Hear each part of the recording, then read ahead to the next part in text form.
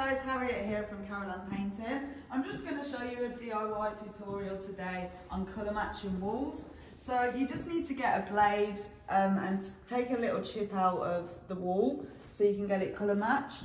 It's roughly around this size that you need for them to do it. So just stick it to a bit of tape and then take it to Bunnings or Dulux or anything like that just to get it colour matched.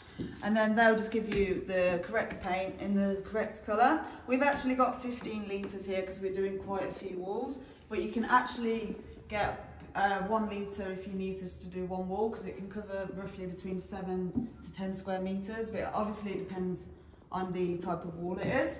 You just need to check the sheen. Walls are usually low sheen or matte, so you just need to make sure that it's the low sheen, and then make sure you tell Bunnings that you want it in the low sheen as well.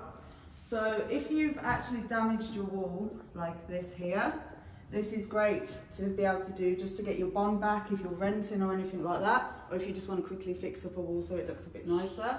So you just need to fill over that, sand it when it's dry, and then just do 2 coats over that. But you obviously need to do the whole wall just to get it perfectly. You can obviously do more than one wall if you want, depending on the colour match. But it is, if you do want to just do little dots around, so if you had one here and here, just paint the whole wall just so it's lovely. Right, thanks guys.